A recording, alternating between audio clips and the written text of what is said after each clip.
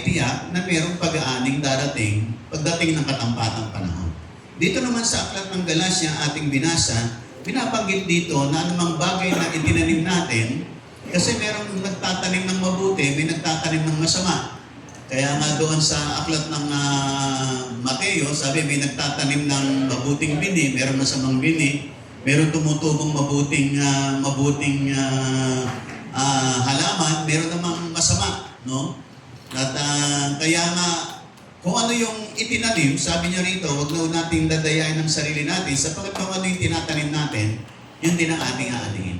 Kasi ito naman ang isang dakilang katotohanan sa buhay ng tao, na yung mga ginagawa po natin, laging meron siyang resulta. May bunga lagi siya. Kaya mas maganda, ang lalakaran natin, yung sinasabi ng salita ng Diyos, magbubunga po ng magaganda yan.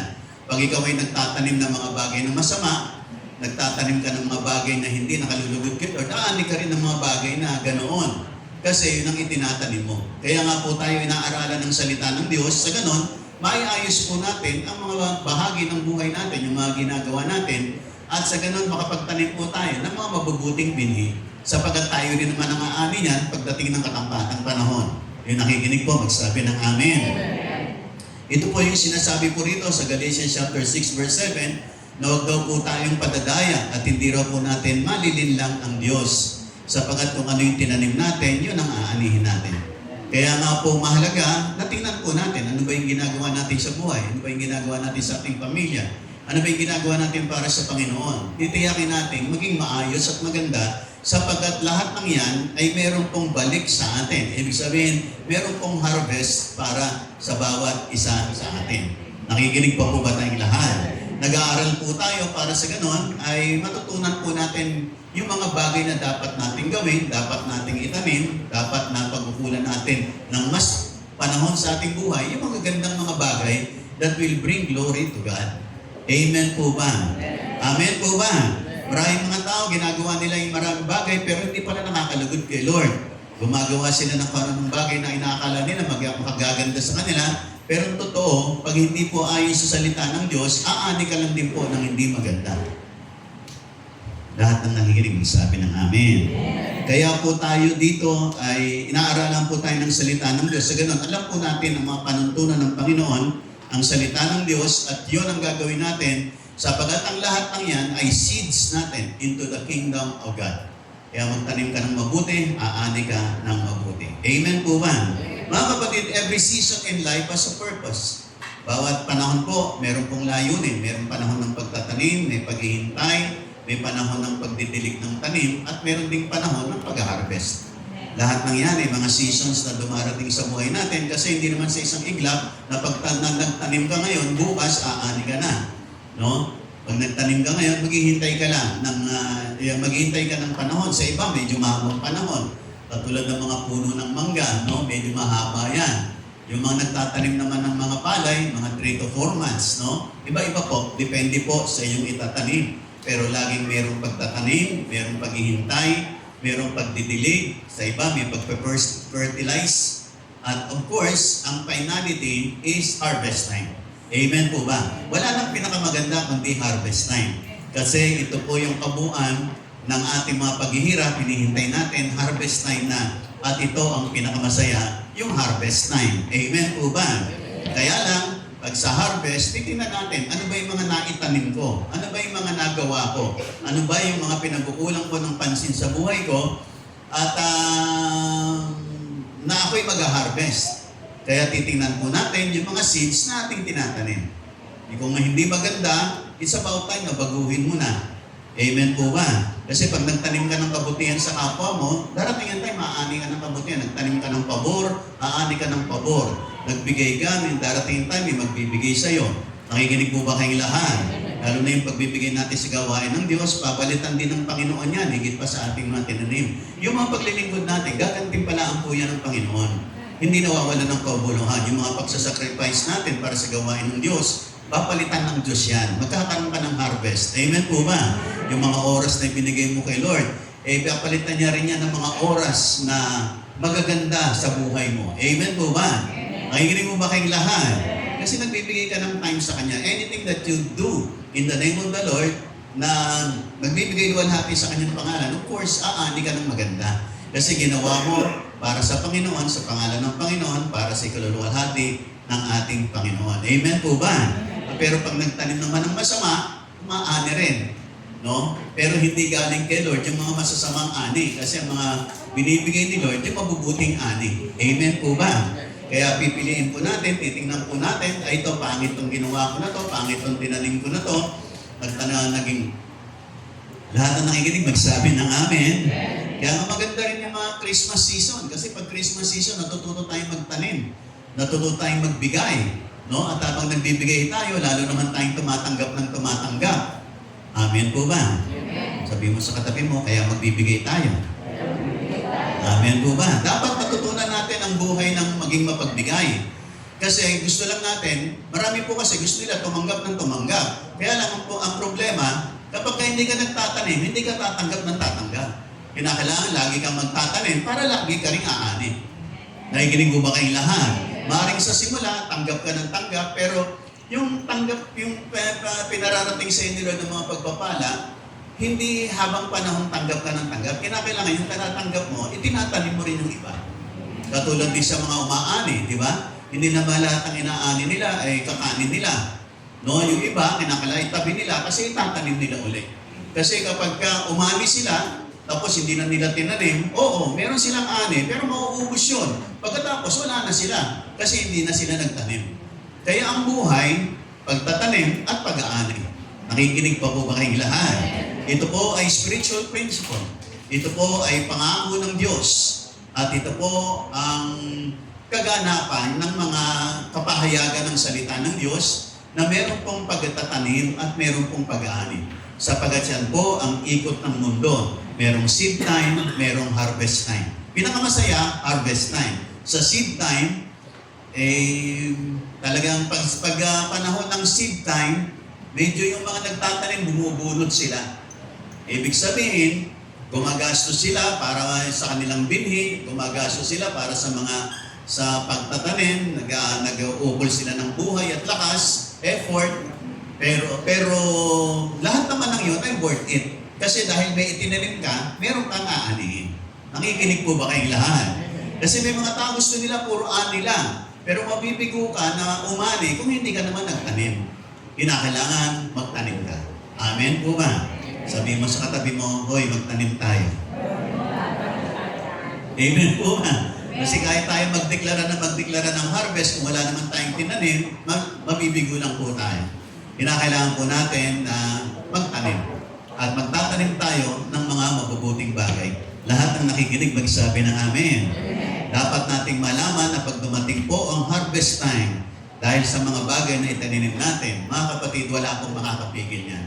Kasi dahil may itinanim ka, inalagaan mo yung tanim mo, at talagang pinanalangin mo, inasikaso mo, tiyak, meron kang magandang ani. Amen po ba? At ang pinakamaganda, pag dumating yung harvest time sa buhay mo. Lahat ng nakikinig magsabi ng amen. Una sa lahat na nais kong bigyan ng pansin, harvest is the time of reaping what we sow. Ulitin ko, harvest time is the time of reaping what we sow. Ito po, ang pag-aani po natin ay, ang harvest time ay yung pag-aani natin ng mga bagay na naitanim po natin. Kaya po, hindi po yan aksidente. Yan po ay makikita po natin sa ating natural eye, yung mga eyes, yung ating pong mga itinanim, aanin po natin yan. Basta ang mahalaga, magtatanim ka lang. Maging mapagbigay ka, gumawa ka ng mabuti, no? Sapagkat merong seed ng prayer, merong seed ng kindness, sacrifice, offering, merong seed of faith, seed of obedience, seed of service, seed of time, seed of righteousness, at tulad ng binanggit ko, seed of prayer. Lahat ng yan ay magagandang mga tinatanim natin sa kaharian ng Diyos at yan po ay lalago at aani po yan. At ikaw ay magkakaroon ng harvest. Amen po ba?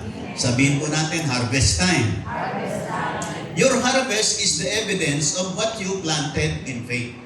Yung harvest mo, ebidensya nung kung ano yung itinanim mo. Kaya kung maganda yung itinanim mo, maganda yung aanihin mo. Mas maraming itinanim mo, mas maraming aanihin mo. Kasi sa kaharian ng Diyos, that is the principle. Yan po ang prinsipyo ng kaharian ng Diyos. Amen po ba? Nakikinig po ba kayong lahat? Ngayon may mga time po sa buhay natin na minsan, may mga seasons of our lives na parang meron tayong inani na parang hindi naman natin tinaniman. Yung nakikinig magsabi ng amen. Yan po ay biyaya at pabor ng Diyos. Amen po ba? Nakikinig po ba kayong lahat?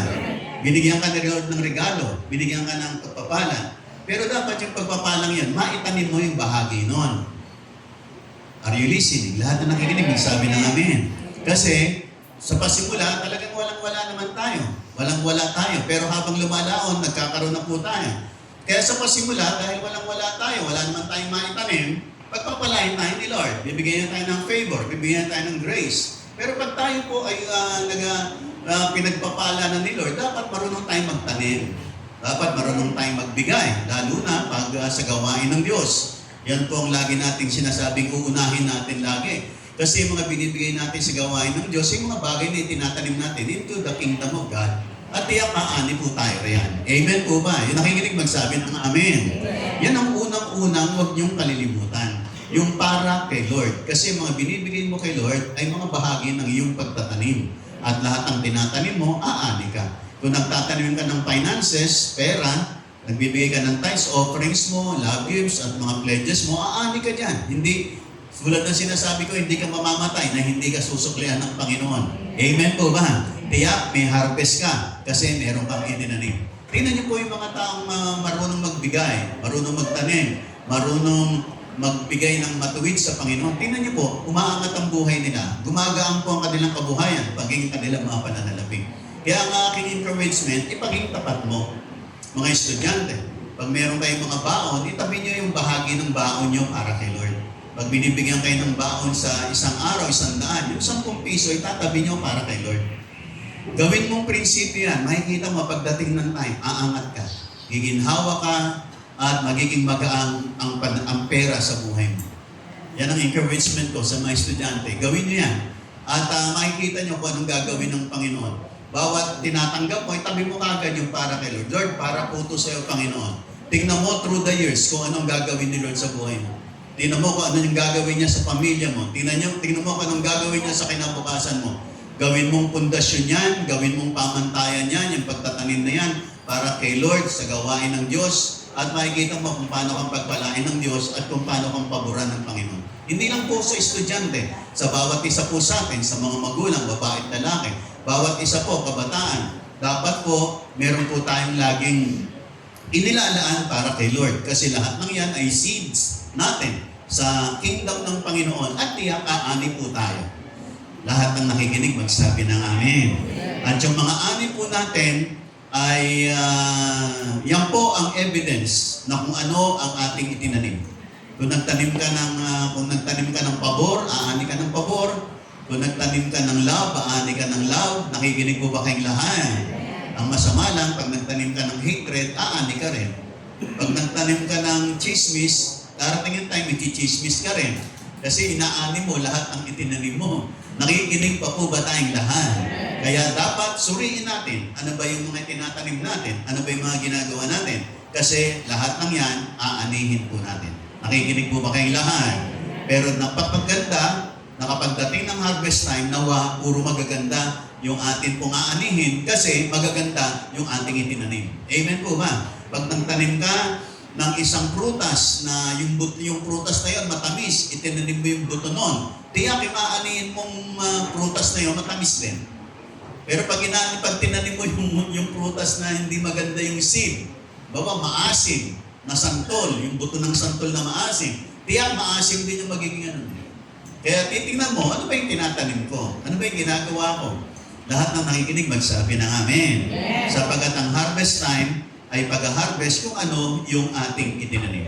Ayusin ang pagtatanim, sa ganon maayos ang harvest. Gandahan ang pagtatanim, magiging maganda ang harvest. Damihan ang tanim para madami ang harvest. Nakikinig pa po ba kayong lahat? Amen. Lahat na masaya, magsabi ng amen. Amen. Pag nagtatanim mga kapatid, nagtatanim tayo ng may pagtitiwala.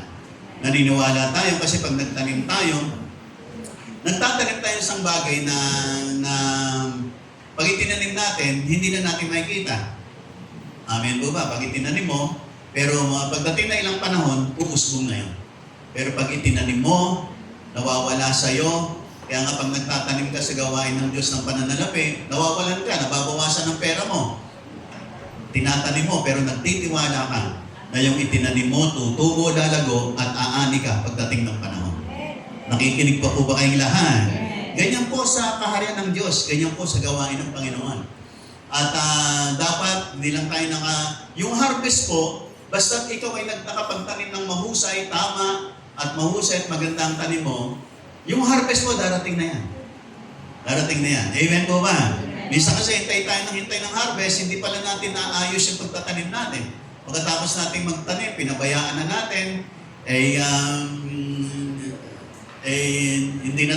hindi na natin binantayan, no? Kasi dapat pag nagtanim ka, lalo na sa gawain ng Diyos, babantayan mo yan sa panalangin, no? Pagpapatuloy mo yung iyong deklarasyon sa buhay na ito. Talagang pagbubutihin mo ang lakad ng pananampalataya at makikita mo, haharvest ka ng maganda. Kasi yung tinanim mo, binantayan mo, no? Naghintay ka at habang inihintay mo, pinapanalangin mo. Habang inihintay mo, nagpapatuloy ka kay Lord. Habang inihintay mo, nagdideklara ka ng magandang mga bagay. Habang inihintay mo, patuloy ka sa pagtitiwala sa Diyos na darating yung harvest mo. Amen po ba? Amen. Lahat na nakikinig, magsabi ng amen. Ako po, nung ako'y nagkaroon ng isang bagong kotse noon, ng aking Vios, nung nagkaroon po ako ng Vios noon, sabi ko, Panginoon, wala naman akong tinanim na sasakyan. Ba't umanay ko ng sasakyan? Ayan. Lahat na nakikinig, magsabi ng amen. Kaya tinanong ko sa Panginoon, ba't ako umani ng sasakyan? Di naman ako nagtanim. Nung naalala ko, nung ako po ay nandun pa tayo sa Jesus Loves You, nung bumibili ng sasakyan yung ating senior pastor, si Bishop Ray, nagtanim po kami ron. Na lahat ng pastor dapat magbigay para sa sasakyan ng ating senior pastor. Nagtanim po kami ron. At ganoon din, pag ako po'y lumuluwas ng Manila, may mga times dumadaan po ako sa office ng ating senior pastor. Nagbibigay po ako ng love gift doon. Pero yung pagbibigay ko ng love gift, hindi po ako umaasa ng anuman. Basta inaano ako ni Lord, bigyan mo yung senior pastor mo. Kung tutusin yung aking senior pastor na yon, mas mayaman. Mas maganda ang buhay kaysa sa akin. Pero pumupunta po ako sa office niya, nagbibigay po ako ng love gift sa kanya. Maaring mas malaki yung kanyang pera, pero yun ang nililid sa akin ni Lord. Kaya nung nagtanong ako sa Panginoon, Panginoon, bakit ako umani? Nang sasakyan, wala naman po akong tinanim. Sabi niya, kasi nagbibigay ka sa lingkod ng Diyos. Kaya umani ka. Ay, sabi ko, ganun pala. Hindi ko mo makakalimutan yun kasi tinanong ko kay Lord. Tinanong ko sa Panginoon na umanay ko ng ganoon. At sabi niya, yun ang dahilan. Ganon din po tayo mga kapatid. Meron tayong mga bagay na tinatanim na magaganda na pagdating ng time, aanihin natin. Minsan hindi mo sukat akalain, minsan higit pa sa iniisip o inaakala, basta mahalaga, magbigay ka lang, magtanim ka lang. Ayon sa sinasabi ni Lord sa puso mo, ayon sa sinasabi ng salita ng Diyos, gawin mo lang, itanim mo lang. Amen po ba? Nakikinig po ba kayong lahat? Of course, ang pagtatanim natin, kung gusto mo umani ng mga financial material blessings, magtatanim ka ng finances and material blessing. Pag gusto mo umani ng pag-ibig, di magmahal ka. Amen po ba? Pag gusto mo umani ng pabor, magbigay ka ng pabor. Nakikinig po ba kayong lahat? Amen po ba? Nakikinig po ba kayong lahat? Pag gusto mo na lagi kang ngingitian, ngingitian mo rin sila. Ngingitian kanila. Amen po ba? Nakikinig po ba kayong lahat? Kasi yung mga tinatanim natin, aanihin po nating lahat. Lahat ng nakikinig pa, magsabi ng amen. Kaya nga sa buhay na ito, ang mga bagay na ginagawa natin ay mga bagay na tinatanim po natin. At lalo na po, lahat ng magagandang bagay na ginagawa natin, aani po tayo. Nakikinig po ba kayong lahat? Mga kapatid, ng isang bagay na mahalaga pang itanim natin, of course, yung oras po natin para sa Panginoon. Maglingkod tayo kay Lord habang meron pa po tayong lakas. Amen po ba? Hindi lang po pang matanda ang paglilingkod, hindi lang pang bata, pang bawat isa po sa atin. Hanggat meron po tayong time, maglingkod po tayo sa Panginoon. Gagantimpalaan ka dyan ni Lord, i-bless ka ng Panginoon. Kasi naglilingkod ka sa Kanya. Kasi nagpapagamit ka sa Kanya. Make yourself available. Makiisa po kayo sa mga ginagawa natin sa gawain ng Diyos. Mag-join po kayo sa ating prayer ministry. mag-join po kayo sa women's ministry natin, sa mga kalalakihan, para sa mga lalaki, para sa mga kabataan, i-join po nyo sa mga kabataan. At para sa mga bata, meron po tayo para sa mga bata. Meron po tayong mga lugar ng Bible studies. Amen po ba? Maki-join po kayo, makiisa po kayo, pagpagamit po kayo kay Lord. Hindi po kayo magsisisi, pagpapalain kayo ni Lord sa magitan ng inyong mga paglilingkod. Lahat ng nakikinig magsabi ng Amen. Nagsimula lang din po ako sa ganyang klase ng mga paglilingkod. Sama-sama lang, tingin-tingin lang, tagabuhat lang.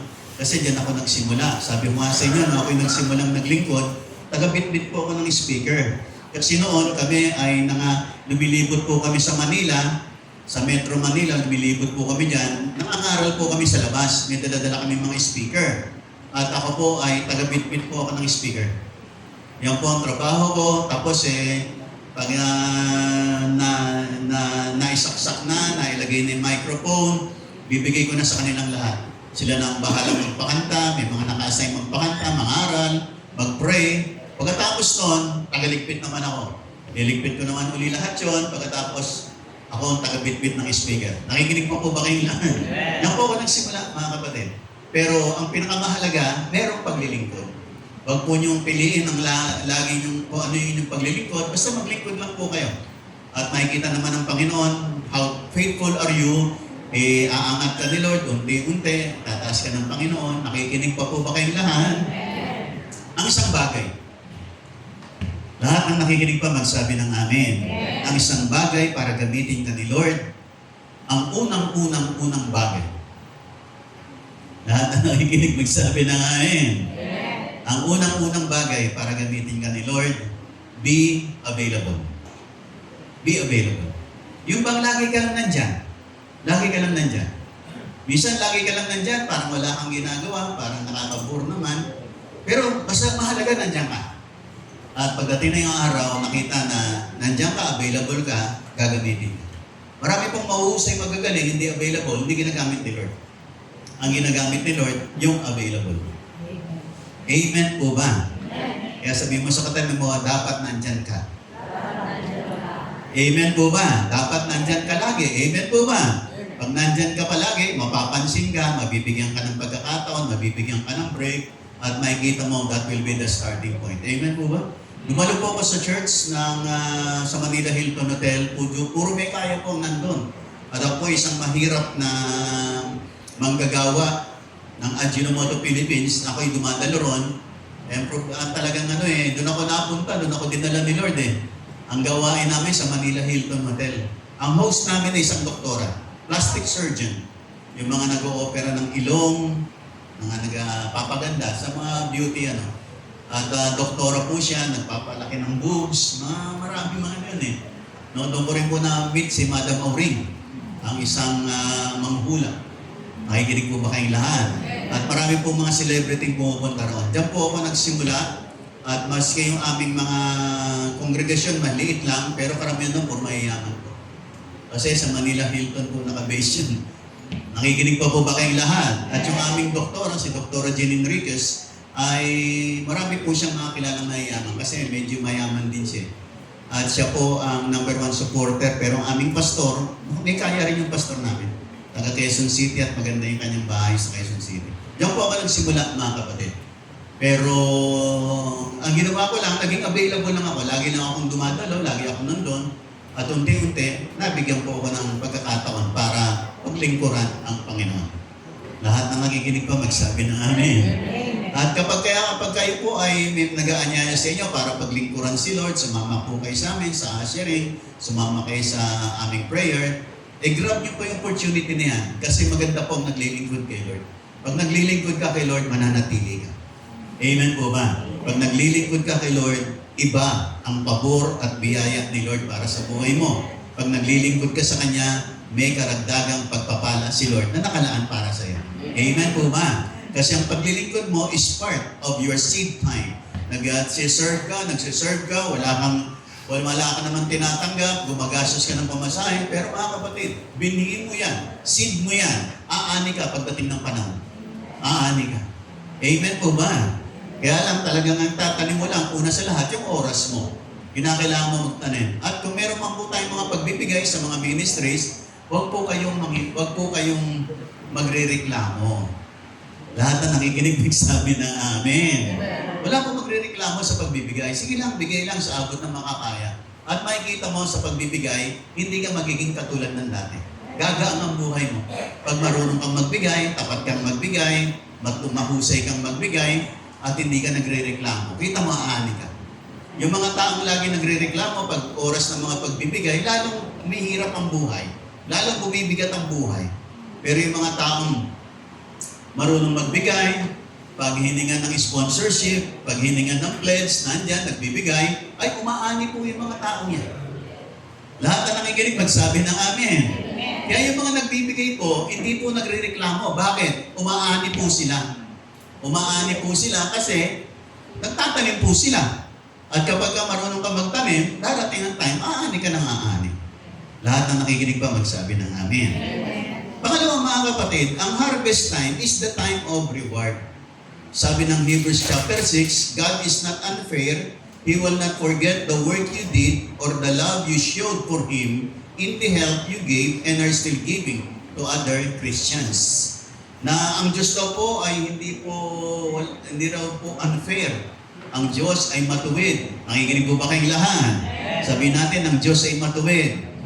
Hindi niya kalilimutan yung atin pong mga ginagawa at yung pagmamahal po na pinapakita natin sa mga Kristiyano maging sa gawain ng Panginoon. Lahat ng ginagawa natin, si Lord, God keeps records ng mga mabubuting bagay. Lahat ng mga ginagawa mo, inaalala ng Panginoon. And one day, aani ka kasi meron kang itinanim na mabuti. One day, kasi sinuportan mong gawain ng Diyos, aani ka. Dahil tumulong ka, dahil nagwagi ka ng kaluluwa, dahil naglingkod ka, dahil nanalangin ka ng marugdob sa Panginoon, aani ka. Nakikinig po ba kayong lahat? Sabihin mo sa matabi mo, aani tayo. Ito ang isang bagay mga kapatid. Sabi po ng sumulat, harvest is heaven's way of honoring what you did. What you did in the dark, in tears, in faithfulness, and in humility. Yung ginawa mo na ikaw lang ang nakakalamat ng Panginoon. Yung ginawa mo sa panahon na ikay umiiyak, ginawa mo ng may katapatan, ginawa mo ng may kapakumbabaan, ginawa mo para sa ikaluwalhati ng pangalan ng Panginoon, gagantimpalaan ka dyan din. Amen po ba? Kahit minsan nagbigay ka, walang nag-recognize sa'yo, hindi ka napansin, hindi ka malang nabanggit, hindi ka malang napasalamatan, pero pag ginawa mo yan sa pangalan ng Panginoon, harvest ka niyan, aani ka. Kasi si Lord hindi nakakalimutan. Amen po ba? Nakikinig po ba kayong lahat? Mga kapatid, pag dumating yung time na ikaw ay nag-harvest, dapat mong tandaan, nag-harvest ka kasi tapat ang Diyos. Amen po ba? Dahil ang Diyos ay tapat sa mga taong nagpakatapat din naman sa Kanya. Nakikinig po ba kayong lahat? Nakikinig po ba kayong lahat? At tayo pong lahat ay gagawa rin ni Lord ng makatampatang pagpapalat kasi marunong po tayo magtanim ng mga mabubuting mga bagay. Lahat ng masaya pa magsabi ng amen. Alam niyo po si Joseph na anak ni Jacob ay naging matapat sa Diyos. Siya po ay nakalulungkot lang. Siya po ay binitray ng kanyang mga kapatid, na-imprison, napunta sa Egypt. Pero kahit na po siya napunta sa ibang bansa dahil nainggit sa kanya yung kanyang mga kapatid, lahat ng nakikinig, magsabi ng amen. Okay, wala mo nang magkikwentuhan. Ako muna magkikwento. Amen po ba? Nakikinig po ba kayo lahat? Si Joseph, sa kanyang panahon, ay nakainggitan siya ng kanyang mga kapatid. Kaya siya po ay pinagbili ng kanyang mga kapatid. Gusto pa nga siyang patayin kasi nainggit sa kanya. Pero sabi ng panganay, huwag natin papatayin, kapatid natin yan. Inihulog sa balon, at may dumating na mga taga-Ehipto, ibininta po nila ron ng kanilang kapatid. At pagdating sa Egypt, sabi, pag binasa niyo ang buhay ni Joseph, sabi, and God was with Joseph. Ang Diyos ay kasama, ang Panginoon kasama ni Joseph. Ibig sabihin, si Joseph, sa kanyang pagpunta bilang alipin sa Ehipto, hindi po siya lumayo sa Panginoon, nagpakatapat siya sa Panginoon. Amen po ba? Although na-imprison siya ron, although doon sa lugar na yon, marami rin siya mga heartbreaks, frustrations in life. pero nanatili po siyang maging matapat sa Panginoon. At pagdating ng katampatang panahon, lahat ng mga mabubuting ginawa niya, pagtsatsaga, pagtitiis, pagpapatawad, nakikinig po ba kayong lahat? At pagiging matapat kay Lord, pagdating na isang araw, umani po siya sa lahat ng yun. Si Joseph, sa kanyang pagiging matapat sa Panginoon, isang araw dumating ang promotion ng Panginoon sa kanya. Promotion na nagdala sa kanya na maging pangalawa in command sa kabuuan ng Egypt. Pangalawa sa Pharaoh, si Joseph, noong panahon na yun. Nakikinig po ba kayong lahat? Ito po ay bunga ng kanyang pagtatanim, ng kanyang katapatan sa Diyos, ng kanyang kaloobang, kanyang iningatan sa harap ng Diyos. Maring nasaktan siya, pinagkaisa ng kanyang mga kapatid, pero ganun pa man, naging pusong mapagpakumbaba at mapagpatawad itong si Joseph, kaya naman sa katampatang panahon, iniangat siya ng Diyos at pinagpala siya ng Panginoon. Mga kapatid, pag nagtanim ka ng magagandang bagay, pagpapatawad, pagpapasensya, pagmamahal, pangunawa, aani ka ng maganda pagdating ng tamang panahon. Amen po ba? Nakikinig po ba kayong lahat? Nakikinig po ba kayong lahat? Kaya nga mga kapatid, wag po tayo, do not quit your assignment just because yung reward mo ay hindi pa dumarating, yung harvest mo hindi pa dumarating. Tuloy-tuloy lang mga kapatid, tuloy-tuloy lang. Amen po ba? Maaaring yung mga pinapanalangin mo parang hindi pa nangyayari, pero sige lang mga kapatid. Lahat na nakikinig pa magsabi ng amen. Mga kapatid, itong dapat nating tandaan. Your harvest season often comes right after the season of great testing. Yung harvest season mo kadalasan dumarating pagkatapos ng season of great testing in your life. Pagkatapos na isang matinding pagsubok, na ikaw ay naging matapat, na natili nagpatuloy kay Lord, at naglilingkod sa Panginoon, darating ang time ng malapit ng pagdating ng harvest mo. Kasi may dumating na test. Amen po ba? Nakikinig po ba kayong lahat? Kaya nga sa ating mga buhay, sa bawat pagtatanim, sa bawat ginagawa po natin, keep serving with a pure heart. Lagi lang pong dapat ang puso po natin, ayusin lang po natin. Nakikinig pa po ba kayong lahat? Huwag po natin mapawag po natin hayaang pagharian po tayo ng inggit, selos, sama ng loob, binanakit, mga tampo, nagtitisod. Huwag po natin hayaang pagharian po tayo niyan. Kasi hindi po magagandang harvest kapag yan po ang pinairal mo sa buhay mo. Lahat na nakikinig magsabi ng amen. Ang pairalin po natin, love, joy, forgiveness, patience, understanding. Amen po ba? Nakikinig po ba kayong lahat? Yan po ang pag-ariin natin sa buhay natin. Favors, blessings, yan po ang pag-ariin natin. Nakikinig po ba kayong lahat? Good works, sacrifices for the glory of God, faith, amen. Lahat ng nakikinig magsabi ng amen.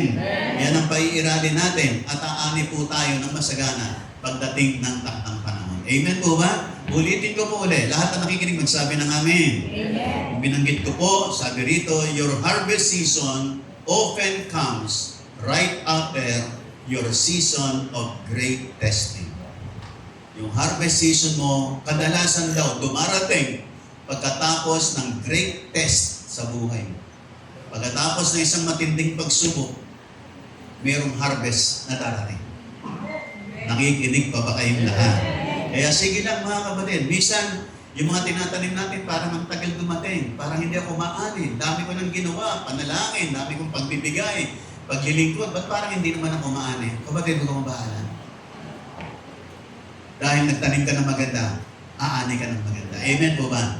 Dahil ang dami mo nang tinanim, tapos hindi ka pa umaani, huwag kang mabahala, madami ring harvest ang darating sa buhay mo. Amen po ba?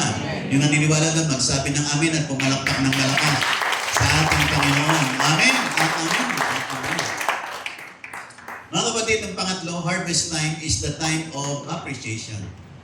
It's the time, sabi nga ng Matthew 7:20, by their fruits you shall know them. Harvest reveals and exposes the nature of the seed and the faithfulness of the sower. Mga kapatid, darating yung time that God will recognize you. At darating yung time, aani ka. Lahat ng masaya magsabi ng amen. Sabihin mo sa sarili mo, aani rin ako. Amen. Wag po kayong malungkot na minsan ini-expect natin sa ganito, Pero kasi may stock ng panahon si Lord sa lahat ng harvest mo natin. Amen po ba? Basta sige lang, tanim lang ng tanim, panalangin ng panalangin, no? Gawa ng mabuti. Kung may mga sacrifices, sige lang. Sige lang. Amen po ba? Tuloy lang natin ang mga mabubuting mga bagay na nilalakaran natin. At one of these days, magugulat ka, nandito na yung harvest na hinihintay mo. Lahat ng masaya magsabi ng amen. Kasi si Lord hindi niya nakakalimutan. Naalala niya, nakikita niya, mga sacrifice mo, yung mga ginagawa mo, lalo na yung mga tulong mo sa gawain ng Panginoon. Yung mga tinatanim mo, tuwing araw ng Sunday, yung mga pagbibigay mo sa Panginoon, meron pong ani yan, mga kapatid. Hindi po tayo nagbibigay ng baliwala. Nagbibigay po tayo kasi naniniwala tayo na ang Diyos nakikita ang lahat ng ating pagbibigay. At sabi ng isang mga ngaral, pag nagbigay ka raw kay Lord, huwag mo nang asahan. Mga kapatid, para sa akin po, hindi po ako nakikiayon doon. Kasi naniniwala ako na pag nagtanim ka, lalo na para sa kaarian ng Diyos, aani ka talaga. Amen po ba? Nakikinig po ba kayong lahat? Kaya lang ang pagtatanim natin, lalakipan natin ng panalangin, pananampalataya, deklarasyon. At lalakipan po natin ang ating patuloy na pagtsatsaga sa pagsunod sa mga salita ng Panginoon. At tiyak aani po tayo. Amen po ba? Nakikinig po ba kayong lahat? Pag tayo po'y nagbibigay para sa mga may sakit, tayo po'y nagtatanim para sa kagalingan at kalusugan. Nakikinig po ba kayong lahat?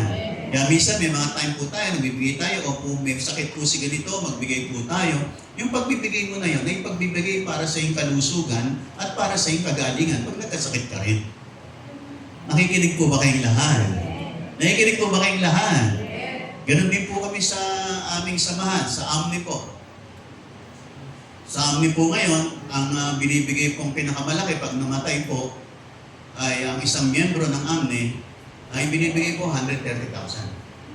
At sabi ko po, pinai-increase ko by next year, 150,000. 150,000 sa mga miyembro ng samahan na yon, yung aming welfare na namatay, meron siyang 130,000. Nakikinig po ba kayong lahat? Pero, nagtatanim ka rin. Pag may namatay, magbibigay ka. Magbibigay ka. Pero pagdating ng time na ikaw naman ang nangailangan, ikaw naman ang aani. Lahat na nakikinig magsabi ng amen. Ang mga harvest time natin is time that we are being appreciated. Na-appreciate ni Lord lahat ng ginawa mo, kaya aani ka. Amen po ba? Ulitin mo sa katabi mo, sabi mo, aani ka. Amen po ba? Pag panahon ng pag-ani, mga kapatid, wala na pong makakapigil. Pag harvest time mo na, walang sino mong makakapigil yan. Ipaparating ni Lord sa iyan. Hindi mo na kinakailangan pagdudahan. At makikita ng marami kasi may itinanim ka, aani ka. Maaaring sa pagtatanim mo, bihirang nakakakita. Maaaring hindi nila napapansin. Maaaring hindi nila nakikita. Maaaring ikaw lang at ang Panginoon. Nagtatanim ka ng maganda. Nagsasakripisyo ka. Tumutulong ka. Sumusuporta ka. Nagbibigay ka ng tithes and offerings mo ng tahimik at para kay Lord. At makikita mo pagdating ng araw na ikay humarvest, makikita ng lahat. Ibang klase ang harvest mo kasi nagtanim ka ng tahimik. Hindi man sikat, hindi man kinikilala ng marami, pero dahil nagtanim ka ng matapat sa Panginoon, aani ka ng grabing pagpamana. Lahat na nakikinig magsabi ng amen. Yun yung panahon na masasabi mo, hindi talaga nakakalimutan ni Lord ang aking mga itinanim. Amen po. Mga kapatid, aside po sa ating mga tinatanim, pag nagbibigay po tayo sa gawain ng Diyos, minsan may mga time na sinasabihan pa tayo ni Lord na magbigay ka. Magbigay ka lang sa abot ng makakaya mo. Amen po man. Nakikinig po ba kayong lahat? Sumuko na po yan. Sa marami ko pong mga patotoo sa inyo na sa mga pagbibigay, ano lang din po yan, ginaya-gaya ko lang din. Hindi rin po ako mapagbigay dati. Pero nakita ko yung mga prinsipyo ng salita ng Diyos, nakita ko rin yung mga lingkod ng Diyos na talagang binibless sila, mga mapagbigay po sila. Mapagbigay po sila. Mapagbigay po sila. Nakikinig po ba kayong lahat? Sabihin po natin, mapagbigay sila. Sabihin natin, mapagbigay sila. Sabihin po natin, ako rin. Amen po ba? Lagi ko po kayong ina-encourage, mga kapatid. Maring sa simula, tayo po ang tanggap ng tanggap. Okay lang po yan. Pero dapat dumating tayo sa isang pangarap na Lord, gusto ko pagdating ng time, ako naman ang magbibigay. Pagpalain mo ako, Lord, kasi gusto ko magbigay. Amen po ba? At pag natuto kang magbigay ng magbigay, makikita mo, gagaan ang buhay mo at lagi kang may pambigay. Kasi lagi kang nagbibigay. Nakikinig po ba kayong lahat? Tingnan niyo po yung mga tao na laging naghahanda sa birthday niya. Tuwing birthday niya, lagi siya may panghanda. Yun namang iba na, ay, gastos lang yan pag naghanda ako. Laging pag birthday niya, wala siyang panghanda. Kasi iniisip niya gastos lang. Nakikinig po ba kayong lahat? Pero dun sa mga taong laging naghahanda pag birthday, lagi may panghanda yun. Lagi may panghanda. Bakit? Kasi lagi siya nagbe-bless ng mga tao, nagpapakain ng mga tao. Nakikinig po ba kayong lahat? At makikita mo, lagi ko namang dumadaan. Kaya pag birthday po ng ating church, katulad ng church anniversary nun natin nakaraan, eh talaga nagbibigay po tayo para makapagpakain, para ma-prepare yung ating anniversary. At tingnan niyo po, abang lagi natin ginagawa yan, lagi namang may daloy ng pagpapala si Lord. Amen po ba? At isa po pala, maraming salamat po sa lahat ng inyong tulong, suporta, pledge, at pagbibigay para po sa ating nakaraang anniversary. Amen po ba? Pwede bang palakpakan natin ang Panginoon? Salamat sa Panginoon. At salamat po sa inyong lahat mga kapatid na nagbigay, tumulong, at nagkaloob mga kapatid. Ito naman po, bibigyan natin sa Pasko. Medyo maaga po ang pagkakakpak po ngayon. At ito po ay kaloob ng ating church para sa mga pamilya po natin. At pasensya na po kasi ang inabot lang po ng isang pack niya nasa 500. Kaya pamapatak lang po yan ang halos nasa 50,000 po. Halos nasa 50,000 para po sa bawat pamilya po, para sa ating iglesia. Amen po ba? Nakikinig po ba kayong lahat? At kung meron po tayong mga karagdagang pagpapala, dadagdagan po natin. Baka may dumagdag pang another 50,000 bago magpasko. Biglang nagsabi ko, pang gift giving ito, didagdagan natin. Amen po ba? Siguro, aside from bawat isa na yan, ibigay na lang natin tigpa 500 po ang bawat isa. Nakikinig po ba kayong lahat? Abay, wala pong imposible. Amen po ba? No, biglang may nagbigay, Bishop, ibigay mo. Ito pa another 50,000. Palagay ko, pag may nagbigay ng another 50,000 sa gift giving natin, hindi ko na po ibibili. Ibibigay ko na lang po, dadagdagan natin bawat isang pack niyan, may 500 pesos kayo. Amen po ba? Palakpakan po natin malakas ng Panginoon. Amen po ba? At yun po ay pasasalamat po natin sa inyo. At hindi na naman po tayo nakatingin dyan. Nakatingin po tayo kay Lord. Amen po ba? Kasi yung mga blessing na yan, nauubos po yan. Sandali lang yan, ubos yan. Pero pag kumapit ka kay Lord, hindi ka maubusan. Amen po ba?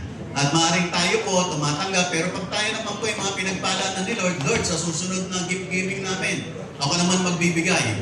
Amen po ba? Nakikinig po ba kayong lahat? Sabihin mo sa katabi mo, ako naman ang magbibigay. Amen. Yung gustong magbigay, pumalakpak ng malakas kay Lord. Amen po ba?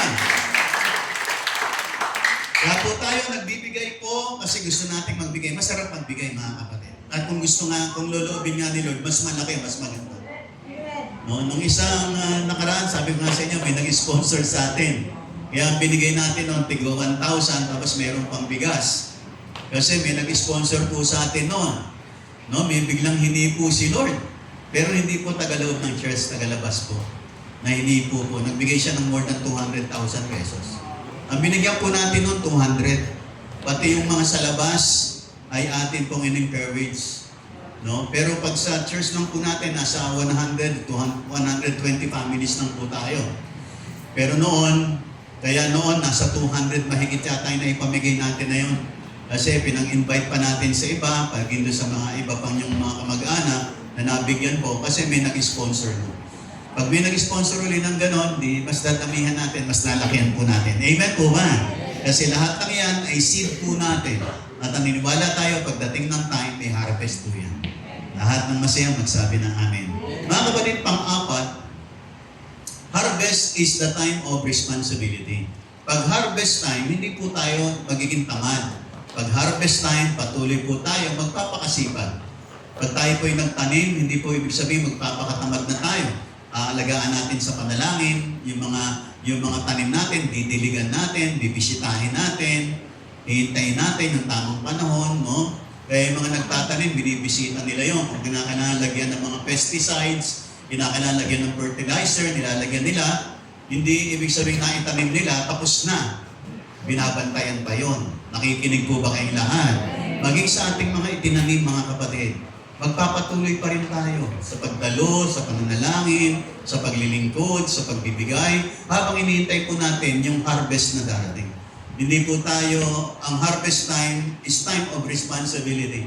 Na dapat, nandito pa rin tayo, we are doing the right move, right action, intentional work, commitment, hanggang tamasahin po natin yung harvest. Pag sinabi natin harvest time, dapat pag sinabi natin merong harvest of souls, dapat mag-share tayo ng gospel, mag-imbita po tayo, nakikinig pa po ba tayong lahat?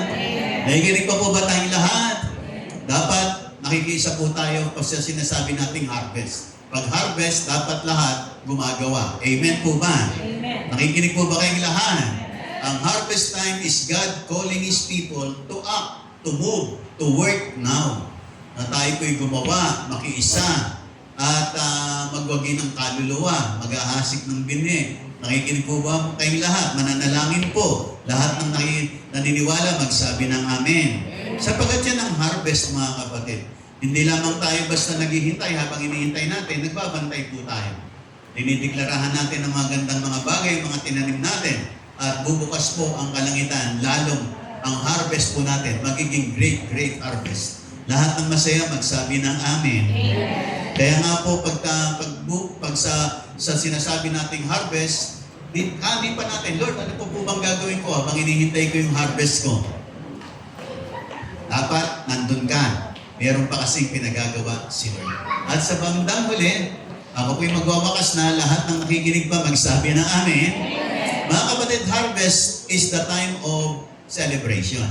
Wala nang pinakamasaya, kundi harvest time.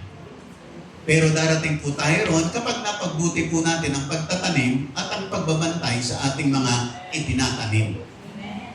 Na kailangan, ano mo yun, subaybayan mo yun, i-commit mo yung sarili mo sa seed na yun, yung mga itinanim mo. Kaya dapat lagi tayong nagpipray, lagi nagdideklara, laging nandyan, dumadalo, nakikinig ng salita ng Diyos, lahat ng nakikinig magsabi ng amen. Sapagkat babantayan natin po yung mga harvest natin. Hindi po natapos na nagtanim tayo, tapos papabayaan na natin, babalik na lang ako pagka harvest time na. Kapag ka pinabayaan mo yun, hindi mo tinignan, hindi mo sinino, hindi mo binantayan, makikita mo pagdating ng harvest, konti nang ma-harvest mo. Kasi hindi mo binantayan. Dapat babantayan po natin. Nakikinig po ba kayong lahat?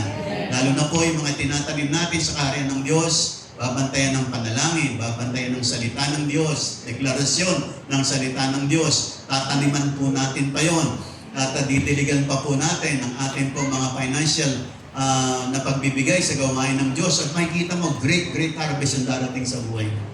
At mas magiging masaya ka, at gusto talaga ni Lord maging masaya ka. Amen po ba?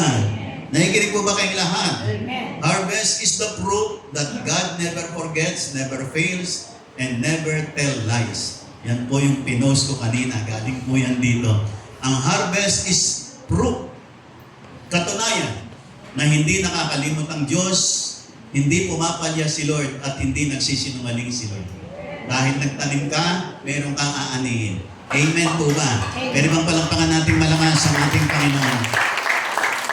Mga kapatid, pag ikaw ay pinagpala ni Lord, humarvest ka, huwag mong itago ang iyong kagalakan. I-testify mo ang ginawa ng Panginoon. Amen po ba?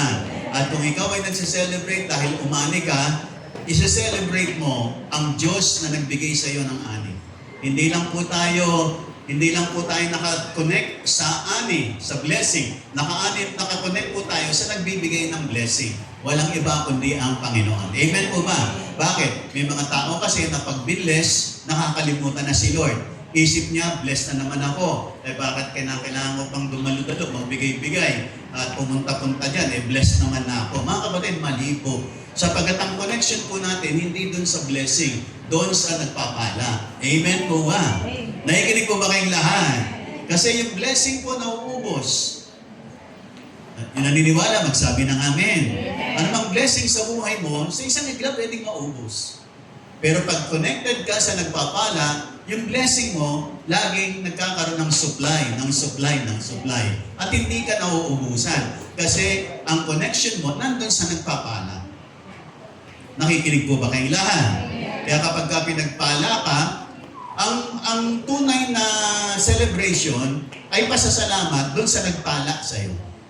Nakikinig po ba kayong lahat? Sa Panginoon. At sa ganon, hindi po tayo matabunan ng pagpapala. Yung iba kasi natatabunan ng pagpapala.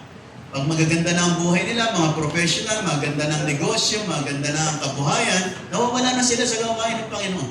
Hindi mo na sila makita sa gawain ng Diyos. Pag sila yung mga professional na, mga nakatapos na, may mga ganda na, nakakalimutan na nila. Sana hindi. Amen po ba? Nakikinig po ba kayong lahat? At pagka tayo po'y umaani, huwag natin kalilimutan, yung para lagi kay Lord. Kasi yung laging inuuna natin, kasi yun ang unang investment, yun ang unang seed na dapat nating itinatanim. Kaya every Sunday, dapat may itinatanim ka sa gawain ng Diyos. Kasi seed mo yan para sa kinabukasan. At huwag kang manghihinayang, kasi habang mas marami kang tinatanim, mas maraming aanihin ka pagdating ng tamang panahon. Lahat ng masaya pa, magsabi ng amen. Mga kapatid, every believer is living in one of two seasons. One of these two seasons, the planting and the harvesting. And every seed planted by faith is marching toward its appointed harvest. Yung lahat daw po ng itinatanim natin sa pananampalataya ay lumalakad patungo po sa harvest po nating lahat. Amen po ba? Sabi mo sa katabi mo, may harvest ka. Dapat po nating tandaan, mga kapatid, lahat na nakikinig, magsabi ng amen. Mga kapatid, sa araw nito, tandaan mo, God is reminding us, your seeds have not been forgotten. Ang mga itinanim mo, hindi kinakalimutan ni Lord. Pangalawa, your labor has not been wasted. Yung mga pagpapagal mo, effort mo, sacrifice mo para dumalo rito, hindi po yan nawawalan ng kabuluhan. Amen po ba? Yung mga pagluha mo, mga sakripisyo mo, hindi po yan binabaliwala ni Lord. Amen po ba? At dapat mong malamang may harvest na paparating para sa iyo. Amen po ba? Sabi mo sa katabi mo, may paparating para sa iyo. Lahat na masaya pa, magsabi ng amen. Bago po ako magtapos, mga kapatid, as we stand before God today, ang isang tatanong lang natin, ano na ba yung mga naitanim ko? Pangalawa, am I ready for the responsibility of the harvest? Yung mga itinanim ko ba? Inalagaan ko ba? Diniligan ko ba? No? Pagpatuloy po natin ang atin pong mga ginagawa para sa Panginoon. Amen po ba? At ang pangatlo, maluluwalhati ba si Lord pagdating ng harvest ko? Mga kapatid, gusto ni Lord, bless ka. Gusto ni Lord, mapasalamatan mo siya. Amen po ba? Nakikinig po ba kayong lahat? Minsan, hindi pa dumarating yung harvest mo, just thank God. Panginoon, salamat sa harvest ko. Kahit hindi mo pa nakikita, maniwala ka. May nakalaan si Lord para sa iyo. Pero lagi nating titingnan yung panahon ng ating pagtatanim. Kasi pag magandang panahon ng yung mga pagtatanim at magandang mga tinanim mo, magandang magiging harvest mo. Nakikinig po ba kayong lahat? Mga kapatid, merong harvest si Lord na nakalaan para sa iyo. Amen po ba? Yung naniniwala, magsabi ng amen. Ulitin ko po, may harvest si Lord para sa iyo. Lahat ng naniniwala, magsabi ng amen. At pumalakpak ng malakas sa ating Panginoon. Kahit po natin, huwag tumigit ang pinananalangin. Mga kapatid, sa araw na ito, nais kong sabihin, may harvest si Lord para sa iyo. Kasi meron kang itinanim noon. Meron kang itinanim kahapon sa mga nagdaang panahon. Meron siyang harvest para sa iyo ngayon. At meron pa siyang harvest sa mga darating na panahon. Ang titignan mo lang lagi, ano ba yung mga naitanim ko? Pag malaki yung tinanim mo sa nakaraan, malaki yung magiging harvest mo. Pag konti, konti lang din. Pag yung harvest mo, yung seed na tinanim mo maganda, magiging maganda ang harvest mo. Pero lahat may harvest. Lahat. Kaya lang, nagkakaiba-iba, depende sa atin pong mga itinanim. Kaya kung magtatanim ka, yung maganda na, yung mabuti na, magtatanim ka ng marami, ani ka ng marami. At sa ganon, maranasan mo, ang Diyos ay hindi po unfair. God is fair God. Sapagkat kung ano yung tinanim mo, aanihin mo. At meron siyang harvest para sa iyo. Sa season na ito, dalangin ko, dumating yung mga harvest na inilalaan ni Lord para sa iyo, kapatid. Para sa iyo, kabataan. Para sa lahat ng lalaki at babae. Para sa lahat ng narito sa lugar na ito. Manalangin po tayo, Panginoon, salamat po. Panginoon, salamat sa harvest ng kagalingan. Sa harvest ng kasaganaan, kapayapaan, pabor at pagpapala. Salamat sa harvest ng kayamanan. Salamat sa harvest ng karunungan. Salamat sa harvest of love, joy, peace. Salamat sa harvest, Panginoon, of great wealth, of great favors, of promotions, of peace, of divine health and healings para sa buhay ng inyong mga anak sa lugar nito. Magpapasalamat po kami, Panginoon, sapagat ang mga great harvest, Panginoon, ay nakalaan para sa amin sa iglesia nito na nagdideklara the year of the great harvest. Panginoon, nagpasimula pa lang sa taon na to at sa darating mga taon, meron pang mga greater harvest na darating pa kasi hindi lang kami nakatuon sa harvest. Nakatuon kami, Panginoon, sa mga seeds na aming naitanim. Kung kaya nga po, meron kaming inaasahan na mga great harvest sa araw dito at sa mga araw na darating. Panginoon, paanihin niyo po ang bawat isa. Panginoon, lahat ng mga seeds na hindi ayon sa inyong kalooban, ay amin pong nilulusaw ang mga seeds na ito. Mga seeds, Panginoon, ng kaaway, Panginoon. Mga binhi ng kaaway, amin pong nilulusaw, pinawawala ng bisa sa pangalan ni Jesucristo ng taga-Nazaret. Ang aming inaangkin, ang seeds of goodness, ang seeds of kindness, ang seeds of faith, ang seeds, Panginoon, ng finances into the kingdom of God, ang seeds of love, joy, peace. Panginoon, inaangkin namin, Panginoon, na ang mga seeds na ito magbubunga ng mga dakilang ani para sa buhay ng bawat isa. Sa lugar na ito, Panginoon, dinadalangin ko po, walang maghihirap, walang magkukulang. Bagos ang bawat isa sa at uunlad at mararanasan nila, Panginoon, ang maraming dakilang bagay na inilalaan niyo po. It's harvest time, Lord. It's harvest time for you people. It's harvest time for the Jesus Christ for our blessed church. At sa harvest time na ito, Panginoon, dumating ang great harvest upon each one. Dumating ang great harvest sa aming mga sambayan, sa aming mga lungkot at pitakabanyaman bank accounts. Dumating ang great harvest ng kagalingan at kalusugan, himala at pagpapala, pabor at pag-unlad, Panginoon, para sa buhay ng bawat isa.